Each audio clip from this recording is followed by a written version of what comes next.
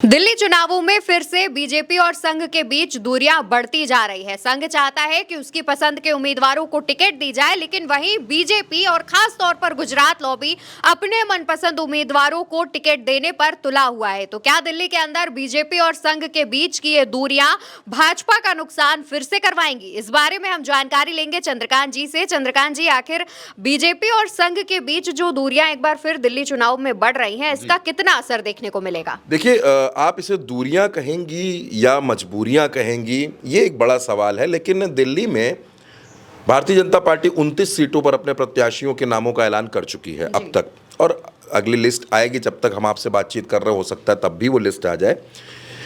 संघ ये चाहता था कि दिल्ली में जो उसके कार्यकर्ता हैं, यानी जो स्वयं सेवक हैं, उनको कुछ तरजीह दी जाए, संघ के कहने पर कुछ टिकट दिए जाएं। लेकिन आप जानती हैं, ये मोदी और शाह के दौर की भाजपा है।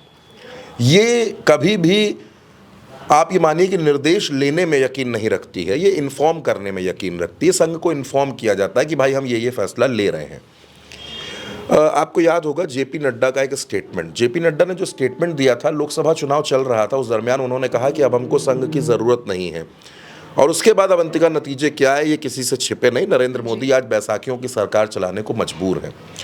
संघ ने फिर अपनी ताकत दिखाई, और संघ की ही ताकत थी कि महाराष्ट्र और हरियाणा, इन दो राज्यों में भारतीय जनता पार्टी की सरकारें बनी। लेकिन अब दिल्ली का चुनाव है, और दिल्ली कई मायनों में अहम है। दिल्ली में अरविंद केजरीवाल, आप ये कह सकती हैं कि ये एक दशक से ऐसी राजनीति कर रहे हैं जिसकी काट भारतीय जनता पार्टी के पास नहीं है। संघ चाहता है कि यहाँ भी उसकी सुनी जाए, उसकी बात मानी जाए, लेकिन संघ की बात सुनी नहीं जा रही है। संघ ये चाहता था कि उसके लोगों को टिकट दिया जाए, लेकिन उसकी बात नहीं सुनी गई। दूसरा, जो संघ और भारतीय जनता पार्टी के बीच लड़ाई की एक सबसे बड़ी वजह समझ में आती है, वो है भारतीय जनता पार्टी का अगला अध्यक्ष कौन होगा। ये भी एक बड़ी लड़ाई है। लड़ाई इस बात की है कि संघ अध्यक्ष पद पर अपने व्यक्ति को चाहता है, यानी वो जिसको कहे। अब संघ वसुंधरा राजे को अगर चाहता है, संघ अगर ये चाहता है कि संजय जोशी, जिनका नाम बहुत ज़्यादा बीच में चर्चाओं में रहा, उनको चाहता है, या सुनील बंसल का भी नाम बहुत ज़्यादा आगे आ रहा है, विनोद तावड़े का भी नाम आ रहा है, इन तमाम नामों के बीच में संघ ये चाहता है कि देखिए, जेपी नड्डा तो अब अध्यक्ष नहीं रहेंगे, ये बात बिल्कुल साफ है। जब तक नया अध्यक्ष नहीं मिल रहा तब तक जेपी नड्डा अध्यक्ष है। कहा यह जा रहा है अवंतिका कि 20 जनवरी को अध्यक्ष के नाम का ऐलान हो जाएगा। भारतीय जनता पार्टी की कोशिश ये है कि नए अध्यक्ष का ऐलान दिल्ली चुनाव की वोटिंग हो जाए, उसके बाद किया जाए। संघ और भाजपा के बीच यहीं पर फिर से झगड़ा हो जाता है। और मैं आपको याद दिलाना चाहता हूं, दर्शकों को भी याद दिलाना चाहता हूं, 4 जून के बाद से लेकर अब तक संघ प्रमुख मोहन भागवत के जो स्टेटमेंट्स हैं, उन बयानों पर भी हर किसी को गौर करना चाहिए। और दूसरी तरफ, जब मोहन भागवत ने मंदिर मस्जिद की पॉलिटिक्स को लेकर बयान दिया कि आप लोग जब कब तक आखिर हम हर मस्जिद के नीचे जाकर मंदिरों को तलाश करते रहेंगे, ये करने से आप नेता नहीं बन जाएंगे, इस तरह के बयान आए, तो आपने देखा होगा कि देश के कई बड़े साधु संत संघ के खिलाफ हो गए। और जब वो संघ के खिलाफ हुए तो भारतीय जनता पार्टी के नेताओं ने चुप्पी साध ली। भाजपा के नेताओं ने उसका कोई खंडन नहीं किया, कोई बयान नहीं दिया। ये बात भी संघ को अखर रही है कि किस तरीके से मोहन भागवत, और मोहन भागवत उस समय जो लगभग अकेले पढ़ रहे थे। तो उसके बाद आपने देखा होगा कि ऑर्गेनाइजर में और पांचजन्य में जो इनके मुखपत्र हैं, उसमें आर्टिकल लिख लिख करके मोहन भागवत का समर्थन भी किया गया। कुल मिलाकर लड़ाई 2 मसलों पर है। वो दोनों पॉइंट ये हैं कि एक तो संघ ये चाहता था कि दिल्ली चुनाव में हमको तरजीह मिले, हमारी बात सुनी जाए, ज़्यादा नहीं तो कम से कम 10-12 सीटों पर हमारी बात रखी जाए, हमारी बात मानी जाए। एक तो वो नहीं सुनी जा रही। दूसरी बात भारतीय जनता पार्टी के अध्यक्ष को लेकर है। संघ पूरी तरीके से अब इस मूड में है कि भारतीय जनता पार्टी का अध्यक्ष गुजरात लॉबी से प्रभावित ना हो, गुजरात लॉबी से दूर वाला नेता हो। वो भले ही वसुंधरा राजे, और आपने देखा होगा इन दिनों वसुंधरा राजे भी अचानक बहुत ज़्यादा सक्रिय हुई थी। बात दरअसल ये है कि वहाँ पर सहमति नहीं बन पा रही कि अध्यक्ष बनेगा कौन। वरना आप सोच कर देखिए, जेपी नड्डा का कार्यकाल पिछले साल जनवरी 2024 में खत्म हो गया था। 1 साल पूरा होने को आ गया, और भारतीय जनता पार्टी अभी तक अपना नया अध्यक्ष नहीं बना पाई। क्या आप इस बात की उम्मीद कर सकते हैं कि भारतीय जनता पार्टी में 1 साल से अध्यक्ष पद की तलाश चल रही है और अध्यक्ष मिल नहीं रहा है? जेपी नड्डा को लेकर यह कहा गया कि क्योंकि लोकसभा चुनाव है तो जेपी नड्डा को जून तक का एक्सटेंशन दिया जाता है। ठीक है, जून तक का एक्सटेंशन मिला। उसके बाद फिर कहा गया कि महाराष्ट्र का चुनाव निपट जाए, फिर कहा गया कि ये चीज़ हो जाए, फिर कहा गया कि ये हो जाए, और अभी भी अध्यक्ष पद पर लड़ाई फंसी हुई है। दरअसल संघ और भारतीय जनता पार्टी के रिश्तों में खटास ही आई है जेपी नड्डा के बयान के बाद से। और एक बात मैं आपको और बता दूं, संघ की नाराजगी जेपी नड्डा से उतनी ज्यादा नहीं है, क्योंकि संघ इस बात को जानता है कि जेपी नड्डा अपने मन से ऐसी बात नहीं बोल सकते। जाहिर सी बात है कि उनसे बुलवाया गया, उनसे कहलवाया गया। तो संघ की नाराजगी दिल्ली दरबार में बैठे हुए दो चेहरों से ज्यादा है। अब ये नाराजगी में भारी कौन पड़ेगा, ये भी एक सवाल है। देखिए, अगर अध्यक्ष गुजरात लॉबी से ही इर्द गिर्द से कोई आता है तो आप ये मान लीजिए कि संघ कमज़ोर है।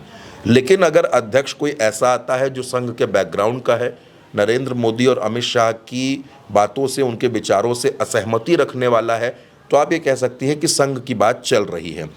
क्योंकि जिस तरह से संघ ने महाराष्ट्र और हरियाणा में अपनी ताकत दिखाई है, भारतीय जनता पार्टी उसको इग्नोर भी नहीं कर सकती।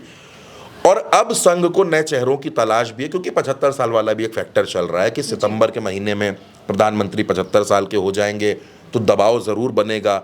लेकिन संघ ये चाहता है कि ये बगावत भारतीय जनता पार्टी के अंदर से शुरू हो, वहाँ से नेता ये कहना शुरू करें कि 75 साल की उम्र वाला नियम तो है। और जाहिर सी बात है, 75 साल की उम्र का हवाला देकर कई नेताओं की राजनीतिक पारी को विराम दिया गया। आप चाहे उसमें आडवाणी जी को ले लें, आप मुरली मनोहर जोशी को ले लें, आप कलराज मिश्रा को ले लें, रीता बहुगुणा जोशी को ले लें, तमाम नेता हैं। और उत्तर प्रदेश में तो ये लंबी फहरिस्त थी।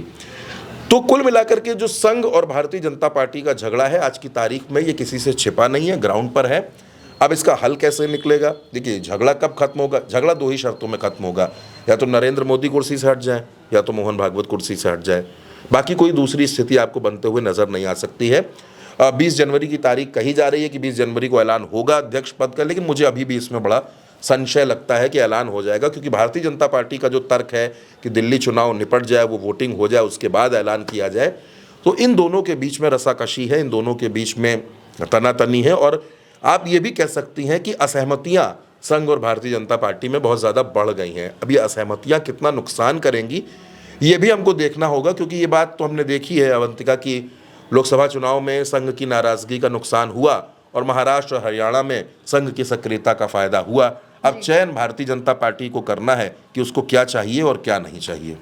बिल्कुल, यानी कि देखा जाए तो जिस तरीके से लोकसभा चुनावों में संघ और बीजेपी के रिश्तों में जो खटास आई थी, उसका नतीजा भी बीजेपी को देखना पड़ा। तो वहीं दूसरी तरफ महाराष्ट्र और हरियाणा के चुनाव में जब संघ ने बीजेपी का साथ दिया तो उसके जो नतीजे हैं वो बीजेपी के फेवर में आए। अब जिस तरीके से दिल्ली चुनावों से पहले बीजेपी और संघ के बीच दूरियां बढ़ती जा रही हैं और खटास एक बार फिर से आती हुई दिख रही है, तो क्या अब दिल्ली के चुनावों में बीजेपी मुद्दा विहीन भी है, तो अब इसका असर कितना ज्यादा चुनावों में पड़ेगा, यह भी एक महत्वपूर्ण बात है। देखना होगा कि राष्ट्रीय अध्यक्ष और कितने लंबे समय के बाद चुना जाएगा।